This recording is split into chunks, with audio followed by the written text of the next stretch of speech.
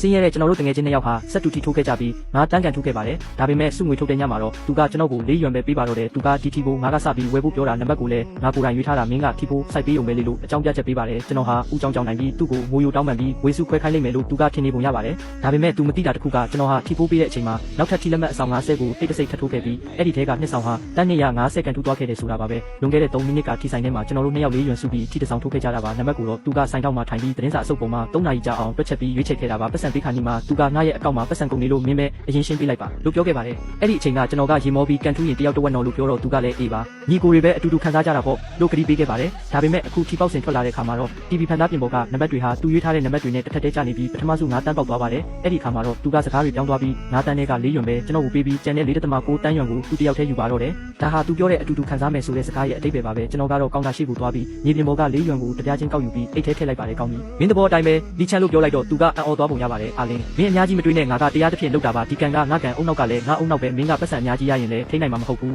ဒီ4ရွမ်နဲ့ပဲ secret တပူဝယ်တောက်လိုက်နောက်ကိုမိုးပေါ်ကမုန်းကြလာမှာကိုမမျော်လင့်နဲ့တော့လို့သူကဆုံးမတလူလူနဲ့ပြောပါသေးတယ်သူဟာကျွန်တော်ဝေစုကိုအပိုင်စည်းရုံတင်မကပဲကိုချင်းတရားပိုင်းမှာပါကျွန်တော်ကိုနင်းချေသွားတာပါကျေးဇူးပဲလီချန်လို့ပြောပြီးကျွန်တော်ဟာထီဆိုင်ထဲကထွက်လာခဲ့ပါတယ်ကျွန်တော်ကစိတ်တဘောသားကြီးလုံးလို့ဒါမှမဟုတ်ကြောက်လို့ငင်းခံနေရမှာမဟုတ်ပါဘူးထီပိတ်ခါနီးနောက်ဆုံးစက္ကန့်30မှာလီချန်တယောက် TV ရှိမှရောက်နေတော့ကျွန်တော်ကကောင်တာမှာ100တန်တရွက်ထုတ်ပေးပြီးအစောကနံပါတ်စင်တိုင်းပဲနောက်ထပ်အဆောင်50ထက်ရိုက်ပေးပါလို့ပြောပြီးထိုးခဲ့တာပါအဲ့ဒီထီလက်မှတ်တွေဟာအခုကျွန်တော်ရဲ့အင်ဂျီတွင်းအိတ်ထဲမှာရှိနေပြီးအဲ့ဒါဟာတန်း250ရဲ့အလေးချိန်ပါပဲအဲ့ဒီအချိန်မှာအရှင်စီကနေအိမ်လာစာပေးဖို့ WeChat ကနေစာဝင်လာပါတယ်ကျွန်တော်နဲ့လီချန်ဟာ40စတူရန်မီတာလောက်မပြည့်တဲ့အခန်းချင်းလေးမှာတယောက်ရှိရစီဆက်ပြီးငားနေကြတာပါအခုတော့လီချန်ဟာထီဆိုင်ထဲကမှန်ပြတင်းပေါက်ကနေကြည့်ရင်ယူသွနေတဲ့သူတယောက်လိုထီလက်မှတ်ကိုနမ်းရှုံပြီးဝမ်းတာလုံးစုံနေတာကိုတွေ့ရပါတယ်သူကဒီပိုက်ဆဲလေးနဲ့သူ့ဘဝပြောင်းလဲသွားပြီလို့ထင်နေတာပါလီချန်မင်းကငါ့ကိုဦးကြောင်ကြောင်နိုင်တယ်လို့ထင်နေတာလားမင်းအဲ့ဒီ9တန်းကိုဖြည်းဖြည်းချင်းသုံးပါကုန်သွားတဲ့အခါကျမှတကယ်ကောင်းကင်နဲ့မြေကြီးကွာခြားချက်ဆိုတာဘာလဲဆိုတာမင်းသိစေရမယ်လို့ကျွန်တော်စိတ်ထဲကပြောလိုက်ပါတယ်ကျွန်တော်အဲ့ဒီအခန်းစုပ်ကိုပြန်မသွားတော့ပဲအညာရတန်ဟိုတယ်တစ်ခုမှာသွားအိတ်လိုက်ပါတယ်အဲ့ရပေါ်မှာလဲနေရင်အိတ်ထဲကထီလက်မှတ်တွေကြောင့်ရင်ခုန်တန်တွေညံနေမိပါတယ်အခု20%လုပ်ပြီးရင်တော့ကျွန်တော်လက်ထဲကိုတန်းနေဝဝအသားတင်ရမှာပါ